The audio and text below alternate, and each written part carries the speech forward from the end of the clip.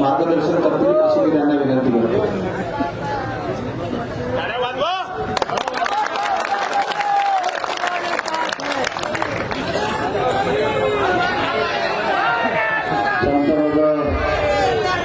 छत्रपती शिवाजी महाराज,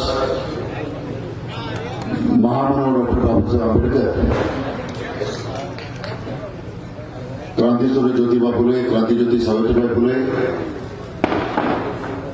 छत्रपती शाहू महाराज, वंदनीय राष्ट्रसंत तुकडोजी महाराज, वैरागी मोठी गाडगे महाराज या सर्व महामानवांना आजच्या या कार्यक्रमाच्या सुरुवातीला या ठिकाणी वंदन करतो. आजच्या या कार्यक्रमाच्या सुरुवातीला छत्रपती राजा भोज यांना सुद्धा नमन करतो, वंदन करतो. आज वस्ताद लहुजी साळवे यांची आज जयंती आहे. या कार्यक्रमाच्या निमित्तानं वस्ताद लहुजी साळवे यांना सुद्धा वंदन करतो. आपल्या कारंजा शहराचं दैवत श्री संत गटारे महाराज, तालुक्याचं दैवत श्री संत भाकरे महाराज यांच्यासमोर सुद्धा नतमस्तक होतो, नमन करतो. आजच्या या कार्यक्रमाला या ठिकाणी प्रामुख्याने उपस्थित महाराष्ट्राचं तरुण नेतृत्व माननीय रोहित पवार या ठिकाणी प्रामुख्याने या ठिकाणी उपस्थित, ज्यांनी नुकतंच भारतीय जनता पक्षाचा त्याग केला आणि ज्यांच्यावर आर्वी विधानसभा मतदारसंघाची निवडणूक प्रमुखाची जबाबदारी भारतीय जनता पक्षाने दिली होती आणि ते मागच्या 30 वर्षापासून 35 वर्षापासून भारतीय जनता पक्षाचे सगळे कार्यकर्ते होते. ते माननीय बाळाभाऊ नांदुरकर ज्यांचा नुकताच या ठिकाणी पक्षामध्ये प्रवेश झाला आणि आमचे जुने सहकारी ओमप्रकाशजी पाटील, पारडीचे उपसरपंच माननीय मनीषजी बगुलकर, पारडीच्या उपसरपंच कुंदाताई पाटील या सर्वांचं मी आजच्या या कार्यक्रमाच्या सुरुवातीला या ठिकाणी स्वागत करतो. आणि या सर्वांनी राष्ट्रवादी काँग्रेस पक्षामध्ये प्रवेश केल्याबद्दल तुमच्या सर्वांच्या साक्षीनं मी या सर्वांचं मनापासून या ठिकाणी स्वागत करतो. आणि या सर्वांना एक शब्द या आपल्या सर्वांच्या साक्षीनं मी या ठिकाणी देतो की ज्या पद्धतीचा धोका, ज्या पद्धतीची फसवणूक भारतीय जनता पक्षामध्ये 30-30, 35-35 वर्षापर्यंत ज्यांनी सेवा दिली त्या लोकांची या पक्षामध्ये झाली, ज्यांच्यासोबत गद्दारी पक्षामध्ये झाली, फसवणूक त्यांच्यासोबत झाली, अशा पद्धतीची वागणूक आणि अशा पद्धतीचं वातावरण आमच्या राष्ट्रवादी पक्षामध्ये आपल्याला मिळणार नाही हे मी दाव्याने या ठिकाणी सांगतो. आणि पूर्ण सन्मानाची वागणूक या राष्ट्रवादी काँग्रेस पक्षामध्ये आपल्याला निश्चित मिळेल हा विश्वास सुद्धा मी या सभेच्या निमित्ताने या ठिकाणी आपल्या सर्वांना देतो. आज आपल्या सर्वांना रोहितदारांना ऐकायचं आहे. त्यांचं 11 वाजता मुंबईकरता निघणार आहे. 11 वाजता त्यांचं विमान नागपूरवरून आहे आणि प्रामुख्याने त्यांचे विचार आपल्याला ऐकायचे.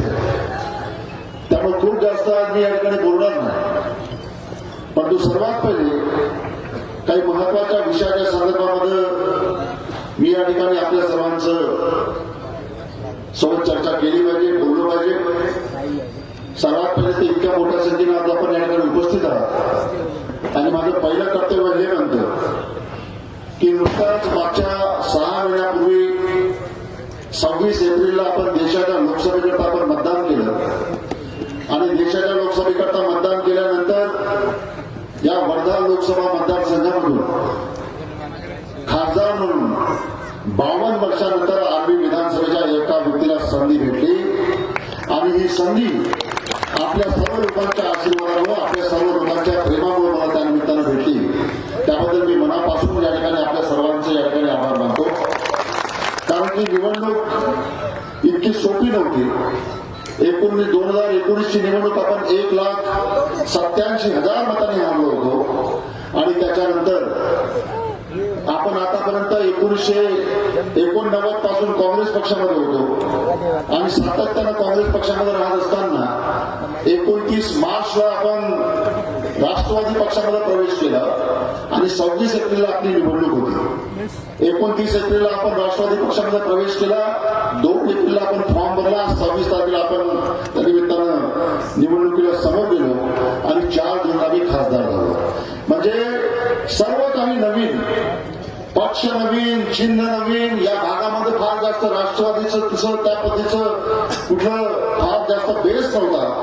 तरी सुद्धा आपण सर्व लोकांनी माझ्यावर विश्वास ठेवून, पवार साहेबांच्या नेतृत्वावर विश्वास ठेवून या ठिकाणी भरघोस मतदान देऊन आणि 81,648 मतांनी आपण मला निवडून दिलं. त्याबद्दल आपल्या सर्वांकडे मनापासून या ठिकाणी आभार. आणि जो विश्वास आपण माझ्यावर टाकला त्या विश्वासाला कधी तडा जाऊ देणार नाही, तो विश्वास कधी खोटा ठरणार नाही, हा शब्द सुद्धा त्यानिमित्तानं आपल्याला देतो. संसदेमध्ये पहिलं भाषण माझं झालं. त्या संसदेच्या पहिल्या भाषणामध्ये बजेटवरचं भाषण होतं आणि बजेटवर अर्थसंकल्पावर भाषण असताना 15 मिनिटं मला भाषणाची संधी भेटली. त्या भाषणाच्या पहिल्या मिळालेल्या संधीमध्ये आपल्या भागातल्या सर्व शेतकरी असो, सोयाबीन उत्पादक असो, संत्रा उत्पादक असो, सर्व कास्तकारांचे प्रश्न हे संसदेमध्ये मांडण्याचं काम त्यानिमित्तानं केलं.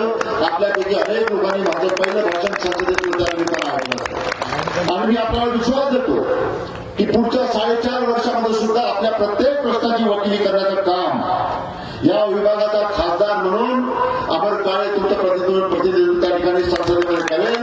तुमच्या प्रत्येक प्रश्नाची वकिली करण्याचं काम संसदेमध्ये अमर काळे करणार, हा शब्द मी या सभेच्या निमित्तानं या ठिकाणी देतो. आता या 20 तारखेला आपण विधानसभेकरता मतदान करणार आणि विधानसभेकरता मतदान करत असताना पुढच्या 5 वर्षाकरता हा महाराष्ट्र कोणाच्या हातामध्ये द्यायचा आहे याचा निर्णय आपल्याला 20 तारखेला करायचा आहे. सर्वात पहिला प्रश्न मी तुम्हाला या निमित्तानं विचारतो, यापैकी इथं असे किती लोक आहेत का ज्यांना पुन्हा देवेंद्र फडणवीसला या महाराष्ट्राचा मुख्यमंत्री बनवून पाहायचा आहे का? देवेंद्र फडणवीस या राज्याचा मुख्यमंत्री पाहिजे का? तोच नाही पाहिजे तर त्याचा माणूस काय पाहिजे बाबा. त्यामुळे फक्त इतका विषय आज या सभेच्या निमित्तानं फक्त इतकं सांगितलं. लोकांनी जो ज्या पद्धतीनं घोषणा दिली, ज्या पद्धतीने सांगितलं, त्यामधनं या ठिकाणी महाराष्ट्रातल्या मतदारांचा मूड काय आपण लक्षात घेतलेलं बरं. आणि असं म्हटलं जातं कधी कधी का एखाद्याला जर झिंगा दाखवायचा असेल, एखाद्याला झाम्या दाखवायला असेल तर पुण्याकडल्या भाषेमध्ये म्हटलं जाते का आता आमचं ठरलंय, म्हणजे आता आमचं काय झालंय, आता झाम्या दाखवायचा आपल्या वरात विदर्भामध्ये झाम्या. त्यामुळं रोहित दादा मी या ठिकाणी आपल्याला सांगू इच्छितो की या विदर्भातल्या प्रत्येक मतदारांनी आता मनाशी खिंगार बांधली आहे का भारतीय जनता पक्षाला या निवडणुकीमध्ये चांगला जाम्या दाखवल्याशिवाय आमचे लोक या ठिकाणी स्वस्थ बसणार नाही. हा शब्द मी या सभेच्या या ठिकाणी त्यांना आपल्याला देतो. आज या सभेच्या निमित्तानं काही महत्वाचे 2-4 मुद्द्यावर मला त्या निमित्तानं प्रकाश टाकला. ज्या वेळेला मधुरा अमर काळेची तिकीट या मतदारसंघामध्ये आमदारकीचे उमेदवार म्हणून या ठिकाणी घोषित झाले, त्यावेळेला संपूर्ण मतदारसंघामध्ये सातत्याने ही चर्चा होऊन राहिली होती. तेव्हा आताच आमदार झाले तर याच्या बायकोने आताच तिकीट काढून दिली. एवढी घाई काय होती बा, आताच तर खासदार झाले, खासदार झाल्यानंतर पुन्हा लगेच बायकोने तिकीट घ्यायची घाई काय? आणि हा प्रश्न सर्वसामान्य मतदारांना सुद्धा त्या निमित्तानं पडला असेल. मला सुद्धा या निमित्तानं सांगितलं, मी जरी तुमच्या जागी असतो, मी जरी एक सर्वसामान्य मतदार असतो आणि असं जर घडलं असतं की 6 महिन्यापूर्वी एक व्यक्ती खासदार बनला आणि 6 महिन्यानंतर लगेच त्याच्या पत्नीला जर आमदारकीची तिकीट जर भेटली तर एक सामान्य मतदार म्हणून मी सुद्धा तो विचार केला असता जो आपल्यापैकी अनेक लोकांनी केला असेल तर मग आताच खासदार झाले, घरामध्येच तिकीट का घेतली.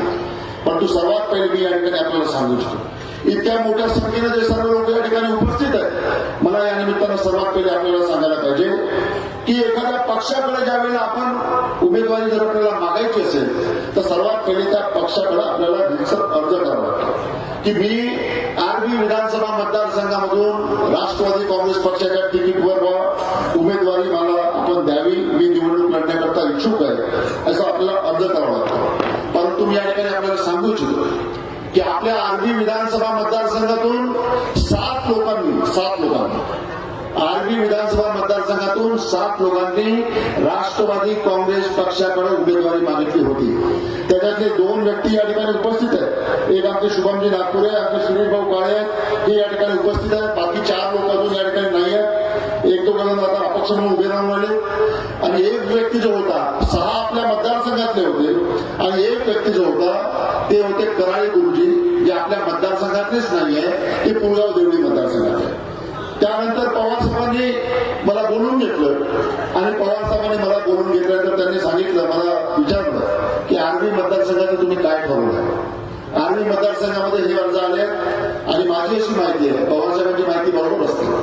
पवार साहेबांची त्यांनी मला सांगितलं की यावेळेला तुमच्या मतदारसंघामध्ये सुमित वानकडे यांना तिकीट मिळू शकेल आणि आपल्याकडे जे सध्या अर्ज आलेले आहेत, मला तरी असं वाटतं की तुल्यबळ लढत होण्याच्या दृष्टीनं आपण काहीतरी वेगळा निर्णय केला पाहिजे.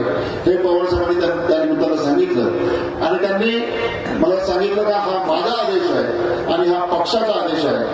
पक्षाकडं मयुरा अमर काळेंनी उमेदवारी देण्याकरता अर्ज केला नव्हता. सर्वात पहिले हे लक्षात घ्या, अर्ज करावा लागतो उमेदवारी मिळण्याकरता. मयुरा काळेंनी त्या ठिकाणी बिलकुल अर्ज केला नव्हता तिकीट मागण्याकरता. पुण्याला मुलाखती झाल्या होत्या, पुण्याच्या मुलाखतीमधून सुद्धा त्या तिकीट मागण्याकरता त्या ठिकाणी गेल्या नव्हत्या. परंतु हा उमेदवारी जी आम्ही स्वीकारली आहे ती केवळ आणि केवळ शरद पवार साहेबांच्या शब्दाखातीर आणि पक्षाने आदेश दिला, त्यामुळे आम्ही त्या ठिकाणी ही उमेदवारी स्वीकारली आहे. हे मला या निमित्तानं सांगायचं. अमर काळेच्या अंगामध्ये, अमर काळेच्या बिलकुल अशी हाव नाही आहे. अमर काळे खूप अल्पसमाधानी माणूस आहे, अतिशय अल्पसमाधानी. खासदार म्हणून तुम्ही निवडून दिलं मग भरपूर आहे. मला काही येणे का माझी बायको झाले पाहिजे, माझ्या पोरले झालं पाहिजे या विषय मला करता नाही. जेवढं भगवंताच्या कृपेनं मला आयुष्यात भेटलंय, तुमच्या कृपेनं मी 3 आमदार बनलोय. अरे लग्न झालं नव्हतं तेव्हाच मला तुम्ही आमदार बनवलं. पहिले तुम्ही मला आमदार म्हणून निवडून दिलं, त्याच्यानंतर मला लग्न झालं. अरे हे किती कमी लोकांना भेटते आणि हे सर्व जे मला काही भेटलंय ते केवळ तुमच्या आशीर्वादामुळे भेटलंय, तुमच्या मतामुळे भेटलंय. त्यामुळे माझ्यामध्ये ते हाव नाही की माझ्यानंतर माझी बायको, माझ्यानंतर पोरगं, हा विषयच नाही. परंतु पक्षाचा आदेश होता, त्यामुळं मयुरा अमर काळेंना या ठिकाणी उमेदवारी स्वीकारावी लागली. आताच मी आलो, आज पूर्ण कारंजाचं मार्केट मी केलं आणि कारंजाचं मार्केट केल्यानंतर मला वाटलं की अनेक लोक मला विचारतील की भाऊ असं कसं तुम्ही केलं. परंतु एक फक्त आमच्या मित्तर काकू भेटल्या. मित्तर काकूचं दुकान आहे इथं आपल्या स्टँडवर. त्यामुळे इतनी कोणसे घाई थी बोले भैया अभी तो खासदार बन गए, बीबी को भी ले आमदारकी दिली, दुसरे को क्यों नहीं देती.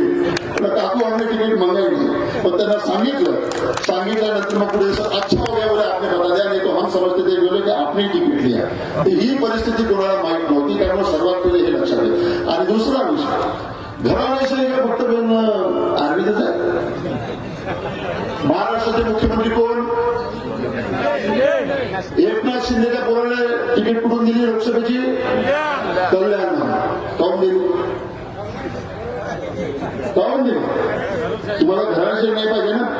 तर बाप मुख्यमंत्री असताना, बाप राज्याचा मुख्यमंत्री असताना एका लोकसभा मतदारसंघाची उमेदवारी एकनाथ शिंदेने स्वतःच्या मुलाला कशी दिली, याचं उत्तर त्यांनी पहिले दिलं पाहिजे. दामनगाव मतदारसंघ आहे, चांदूर मतदारसंघ आहे. अरुण भाऊ वरसाड यांचा मुलगा प्रताप वरसाड भारतीय जनता पक्षाच्या उमेदवारी उभा आहे. नारायण राणे खासदार आहे, त्यांच्या दोन्ही पोरांना या विधानसभेला उमेदवारी दिली. आशिष शेलार भारतीय जनता पक्षाचे नेते, त्यांच्या भावाला त्यांच्या बाजूच्या मतदारसंघामध्ये उमेदवारी दिली. त्याच्यानंतर गोपीनाथजी मुंडे स्वर्गीय, त्यांची मुलगी पंकजा मुंडे असेल, प्रीतम मुंडे असेल, यांना उमेदवारी दिली. मला या निमित्तानं सांगायचं वाटतं का घराणेशाही हा विषय होऊ शकत नाही. आणि सर्व पक्षामध्ये हा विषय जर असेल तर माझ्या बायकोनेच कोणतं घोडं मारलं बाबा. म्हणजे तुम्हाला सर्व चालते, फक्त अंबरकाळची बायको चालत नाही. काऊन असं? हा, सर्वांसाठी नियम सारखा ठेवा, सर्वांसाठी नियम सारखा ठेवा. सर्वांसाठी जर नियम सारखा असेल तर मी ते मानत, परंतु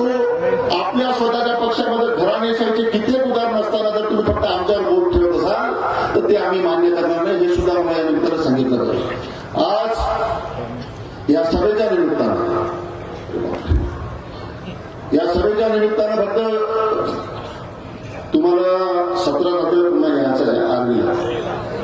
17 तारखेला शेवटची सभा आहे. 17 तारखेला तुम्हाला पुन्हा यायचं आहे. त्यामुळे आता आज जास्त बोलणार नाही. बाकी सर्व विषय 17 तारखेला निश्चित घेऊ. कारण आता रोहित दादा तुम्हाला जास्त ऐकायचं आहे. फक्त इतकं सांगतो का एवढा फेकणारा आणि एवढा फुकणार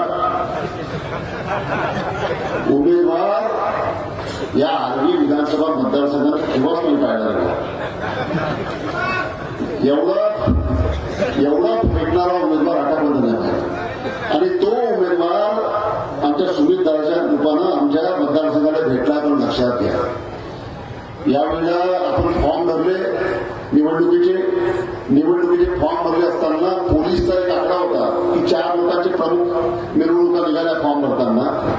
त्याच्यामध्ये एक आपली मिरवणूक होती, दुसरी होती दादाभाई केचे यांची, तिसरी सुमितजी वानखेडे यांची, चौथी होती आमचे जयदादा बेलकडे यांची. या 4 लोकांचे जे फॉर्म भरताना जी मिरवणूक निघाली ती प्रमुख होती.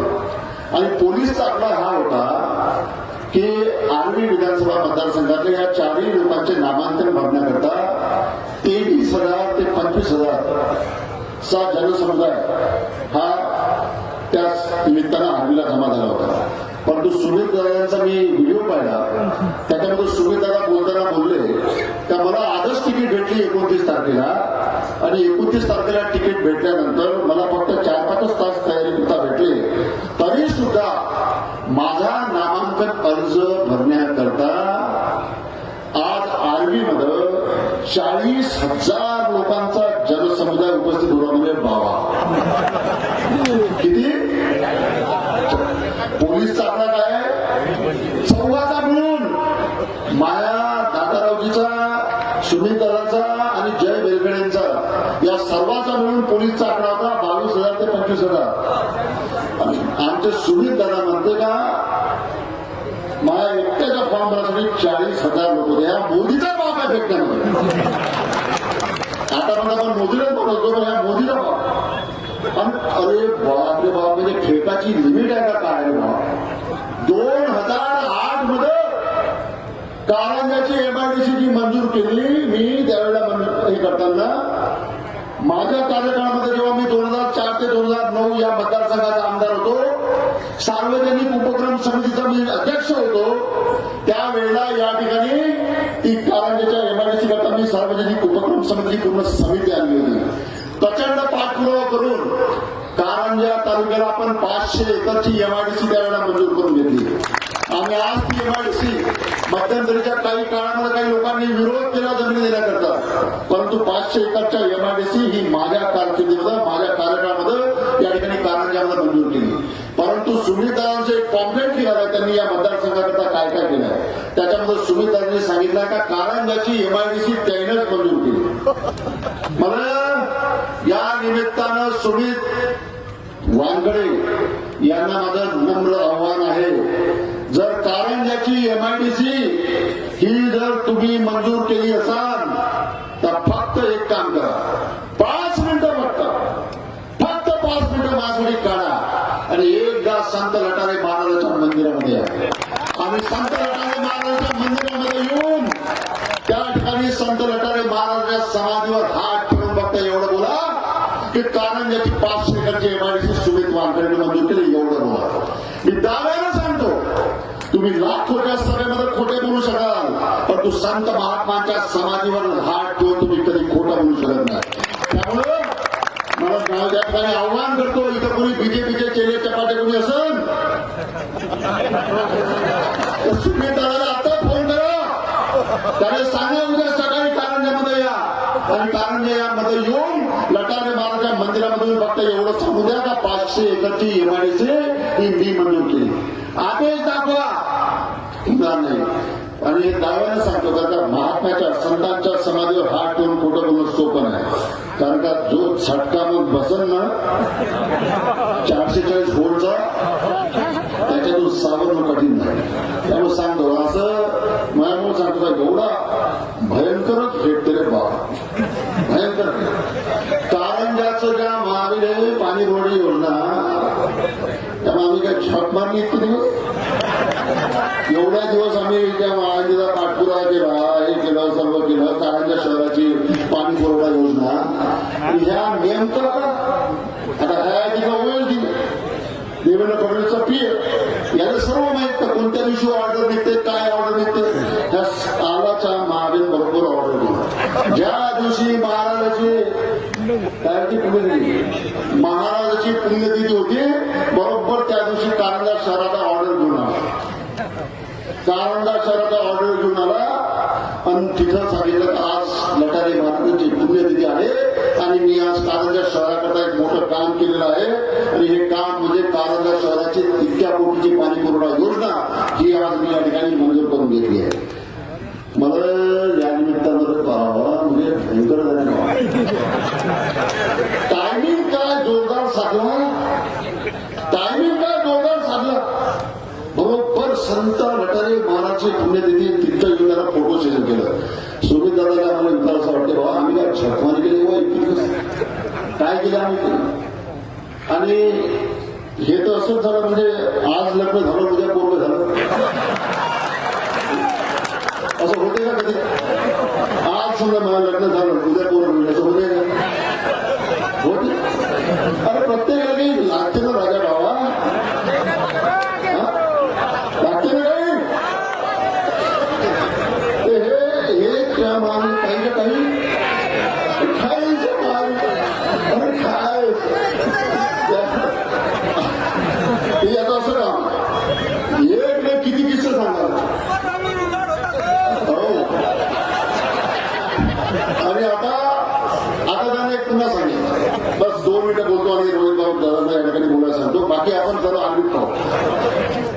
आता बोलताना हे बोलले रोहित दादा बोलले का इथं आता आम्ही एक काय करार केलाय म्हणे आणि हा करार करून म्हणे आता जवळपास 15,000 रोजगार निर्मिती कारंजा तालुक्याच्या मतदारसंघामध्ये निर्माण होईल असे प्रकल्प वापरून आता आम्ही कारंजामध्ये आणणार आहे. किती 15,000 आणि 15,000 बेरोजगार पोरांना या ठिकाणी काम मिळेल असे उद्योग हे कारंजा तालुक्यामध्ये मी आणणार आहे. सुमित बाबू देवेंद्र फडणवीस जेव्हापासून आमदार विरोधी पक्ष नेते होते तेव्हापासून त्यांच्यासोबत पीए म्हणून काम केलं. 2004 ते 2009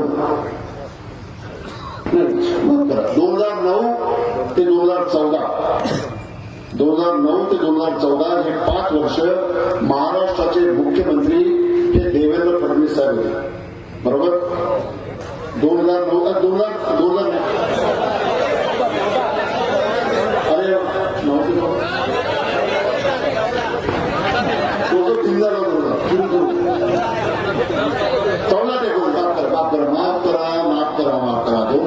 ते 19 त्यावेळेला मी 2014 ते 19 माननीय देवेंद्रजी या महाराष्ट्राचे मुख्यमंत्री होते. त्यावेळेला मुख्यमंत्री असताना देवेंद्र फडणवीसांचे पीए कोण होते. सुमित दादा आमदार असताना पासून देवेंद्र फडणवीसचे पीए होते सुमित दादा वानखडे. त्याच्यानंतर आता पुन्हा 2019 ते 2024 हे सरकार होतं. फक्त 2 वर्ष तरुणाचे गेले. महाविकास आघाडीचे सरकार होतं उद्धवजी ठाकरेंचं. त्याच्यानंतर गद्दारी झाली. शिंदे साहेबांनी गद्दारी केली उद्धवजीच्या सोबत आणि सरकार पडलं आणि त्याच्यानंतर पुन्हा 2.5-3 वर्ष या राज्याचे उपमुख्यमंत्री म्हणून देवेंद्रजींनी काम केलं आणि त्याही वेळा त्या ठिकाणी प्रामुख्यानं देवेंद्रजीचे स्वीय सहाय्यक ओएसडी म्हणून आमचे सुमित दादा त्या ठिकाणी होते. ह्या नेमकं आता होईल इलेक्शन आलं तोंडावर. आता इलेक्शन तोंडावर आलं त्या तोंडावर या म्हणते का मी आता 15,000 उद्योग या महाराष्ट्रामध्ये आणून कारंजामध्ये आर्मीमध्ये. मला या निमित्तानं विचारावं वाटतं मागच्या 8 वर्षापर्यंत ज्याच्यातले 5 वर्ष हे देवेंद्र फडणवीस राज्याचे उपमुख्यमंत्री होते आणि उर्वरित 2.5-3 वर्ष राज्याचे उपमुख्यमंत्री होते. जर सुमित बाबूच्या मनामध्ये जर असतं का या मतदारसंघामध्ये उद्योग आणायचे असेल तर हे जे तुमच्या राष्ट्रीय महत्वाकांक्षा होत्या तुम्हाला या मतदारसंघातून उभं राहायचंच होतं तर हे जे महत्वाचे 8 वर्ष जे होते हे जे महत्वाचे 7.5-8 वर्ष होते त्याच्यामध्ये त्या ठिकाणी देवेंद्रजी 5 वर्ष मुख्यमंत्री आणि 2.5-3 वर्ष उपमुख्यमंत्री होते. माझा सुनीत दादांना प्रश्न आहे की मागच्या 8 वर्षामध्ये इतकी सोन्याची संधी तुमच्याकडे असताना, राज्यात तुमचं सरकार, केंद्रात मोदींचं सरकार असताना या 8 वर्षामध्ये तुम्ही या मतदारसंघाकरता जाऊन काही केलं नाही. हा प्रश्न मला त्या निमित्तानं आपल्याला विचारावासा वाटते. चूक आहे का? बरोबर आहे. आता इलेक्शनच्या तोंडावर जेव्हा तुम्ही आम्हाला सर्व सांगून राहिले, मला हे विचारावं वाटतं का या 8 वर्षात काय तुम्ही केलं? जर या 8 वर्षात 15,000 नाही, 15,000 नाही, तुम्ही हजारोही लोकांना जर रोजगार दिले असते तर इथं आम्ही फॉर्म भरायचा का नाही भरायचा ते त्या निमित्तानं विचार केला असता. परंतु हे नेमवळ फेडण्याचं काम हे भारतीय जनता पक्षाचे सन्माननीय उमेदवार उमेदवाराच्या माध्यमातून या ठिकाणी होते. त्यामुळे मी इतकी अपेक्षा करतो. हे फेकणारं सरकार आहे आणि इतके उद्योग काय हे काय जे एक शेवटचे 2 मिनिटं बोलतो संपवतो. दाखवतो व्हिडिओ. एक तुम्हाला सर्वांना माहिती आहे की आपल्याला उद्योग सांगून राहिले, पाणी आणतो, इकडलं फेरीचं पाणी कानाच्यात आणतो, इकडलं पाणी वाढवण्यात नेतो, आष्टीमध्ये पाणी आणतो, सर्व चालू आहे, सर्व फेकणं चालू आहे. परंतु आता एक फक्त आपल्याला माहिती करतात. एक 15-16 महिन्यापूर्वी समृद्धी एक्सप्रेसवेवर एक मोठा अपघात झाला होता. त्या अपघातामध्ये 25 लोक मरण पावले आणि हे 25 लोक मरण पावल्यानंतर 14 लोक त्याच्यातले वर्धा जिल्ह्यातले होते, 11 लोक बाहेरचे होते. 25 लोकांचा जळून मृत्यू हा विदर्भातल्या मराठी बुलढाणाजवळ सिंदखेड नाक्याजवळ समृद्धी एक्सप्रेसच्या अपघातामध्ये झालं. 1.5 महिन्याचं बाळ सुद्धा, 1.5 वर्षाचं बाळ सुद्धा त्या अपघातामध्ये जळून खाक झालं होतं, कोळसा झालं होतं.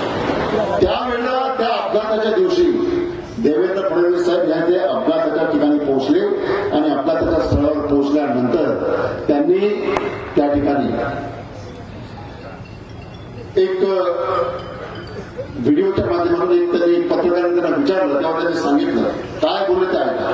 तेव्हा ते बोलले होते की या अपघातामध्ये जे लोक मरण पावले त्या कुटुंबाला आम्ही 25 लाख रुपये प्रति व्यक्ती देऊ.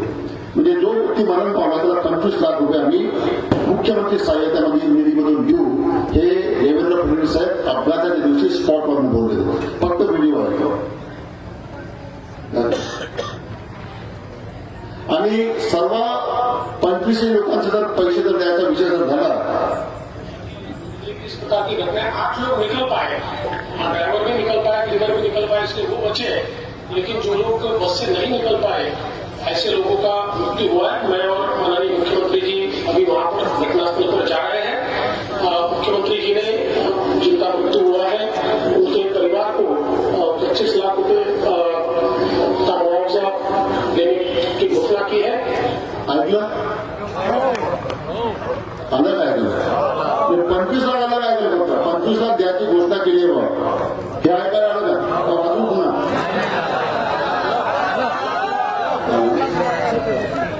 16 महिने झाले या घोषणेला. 16 महिने झाले. 25 संसार उद्ध्वस्त झाले. परंतु अजूनपर्यंत या नालायक महाराष्ट्र सरकारनं एकाही व्यक्तीला 25 लाखाची मदत दिलेली आपण लक्षात घ्या. अरे जे लोक गेले लोकांना 25 लाख देऊ शकत नाही ते लोक ते या फोटोने या ठिकाणी फेकून राहिले. ते शब्द पूर्ण करतील का? हा माझा तुम्हाला त्या निमित्तानं प्रश्न आहे. मेलेल्या लोकांना 25 लाख तुम्ही बोलायला देऊ शकत नाही तर तुम्ही हे जे आमच्यासमोर या ठिकाणी मतदारसंघाचे जे ठोकणार फेकून राहिले ते तुम्ही करणार आहे का? हे सुद्धा त्या निमित्तानं आपण प्रत्येकाने विचारलं पाहिजे.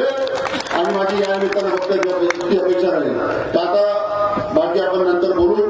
फक्त भाषण संपत असताना कारंजा शहरातल्या माझ्या सर्व मतदारांचं मी मनापासून या ठिकाणी आभार मानतो. शहरातल्या, कारण की रोहिदारांना मी या ठिकाणी सांगू इच्छितो. रोहित इथे आमची नगरपंचायत होती.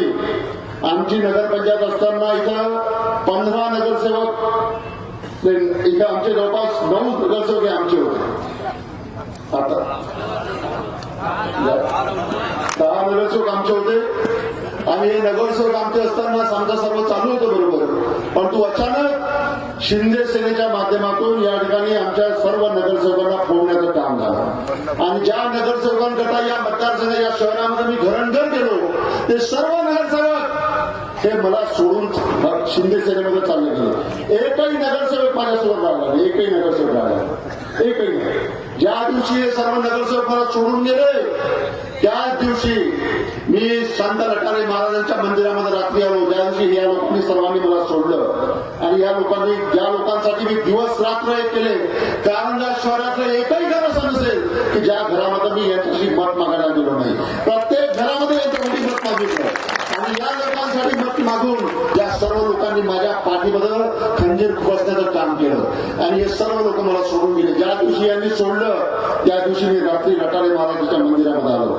महाराजांना विनंती केली, महाराजांना प्रार्थना केली की महाराज, आज मी शहरामध्ये आणि या तालुक्यामध्ये खूप एकाकी पडल्यासारखं झालं. ज्या लोकांसाठी मी दिवस रात्र एक केले ते सर्व लोक मला सोडून गेले. त्यामुळं तुम्ही मला आता शक्ती द्या. ही प्रार्थना त्या दिवशी मी महाराजांच्या चरणी केली आणि हे जरी मला सोडून गेले तरी माझे जे प्रामाणिक कार्यकर्ते या शहरातले आहेत त्यांना हाताशी धरून नवीन एक गाव या ठिकाणी आम्ही चालू केला. आणि मला या निमित्तानं सांगायचं वाटते की मागच्या विधानसभेच्या निवडणुकीमध्ये मी या ठिकाणी 1600 मतांना मायनस होतो. मागच्या निवडणुकीमध्ये कारंजा शहरामध्ये 1600 मतांना मायनस होतो. जे लोक आमच्यासोबत गद्दारी करून आम्हाला सोडून गेले ते लोक सांगत होते का सर्व काही अमरकाळचं जे काही या कारंजा शहरामध्ये ते आमच्यामुळे आहे.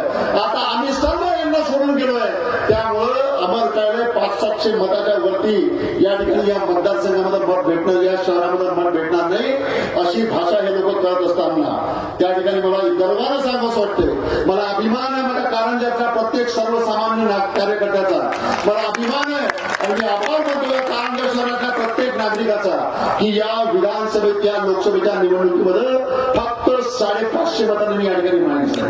ज्या ठिकाणी सांगण्यात येत होतं तर अमरकाळे 400-500 मते या ठिकाणी भेटणार नाही. मागच्या निवडणुकीमध्ये 1600 मतांना मी मायनस होतो. ज्यावेळेला हे सर्व लोक माझ्यासोबत होते, सर्व माझ्यासोबत होते, परंतु जेव्हा हे सर्व लोक सोडून गेले त्याच्यानंतर मतदान आपलं वाढलं आणि फक्त 559 मतांनी आपण या ठिकाणी मायनस आहे.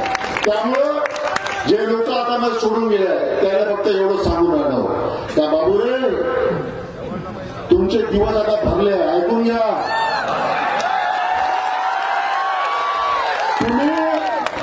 तुम्ही आता फक्त लक्षात घ्या, आता याच्यानंतर जेवढं अमरकाळे फिटवाचं काम करता येईल हे शेवटची संधी आहे तुम्हाला, हे शेवटची संधी आहे. जेवढा तुम्हाला जोर लावता येईल तेवढा जोर लावा, जेवढं अमरकाळ्याचं बेकार करता येईल तेवढं करा.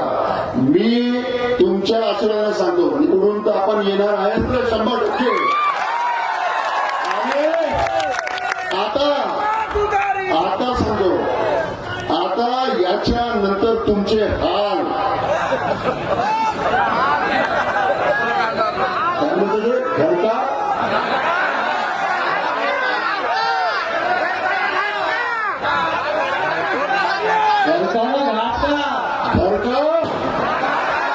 घर का घाट का तुम्ही रडल्याशिवाय राहणार नाही सांगून देतो. या सगळ्या तुम्ही सुद्धा म्हणाल तर सर्व कोणत्या माणसासोबत गद्दारी केली आणि जिंदगी तुम्हाला याच्यानंतर राजकारणामध्ये उठू दिली तर अमरकाळेचं नाव सर्व बदलून टाका. याच्यानंतर तुम्ही कधी जिंदगीत नगरपंचायत तुम्ही आणून टाका हे सुद्धा दाव्याने सांगतो, कारण तुमचा पाताळाचा भरलाय हे सुद्धा या ठिकाणी दाव्याने सांगतो. आणि पुन्हा फक्त आपल्या सर्व लोकांचं मनापासून या ठिकाणी आभार मानून आजच्या या सभेच्या निमित्तानं फक्त विनंती करतो का 5 दिवस बाकी आहे, पैशाचा पाऊस पडणार आहे रे बाबा. त्यामुळे वाटा गंगेमध्ये हात धुवायचा असेल तर धुवून टाकजा, पण फक्त 19 तारखे आणि 20 तारखेचं बरोबर ठेवलं. एवढं या निमित्तानं बोलतो. पुन्हा आपल्या सर्व लोकांचं मनापासून या ठिकाणी आभार मानतो आणि माझ्या लांबलेल्या 2 शब्दांना या ठिकाणी विराम देतो. आणि फक्त आमचा आता आपण ट्रकवर लिहिलेलं असते का चालक शिकाऊ आहे म्हणून, तसा आपला उमेदवार सुद्धा शिकाऊ आहे. त्याच्यामुळे काही चुका झाल्या असेल तर पोटात घेऊन घ्या इतकी विनंती करतो. धन्यवाद.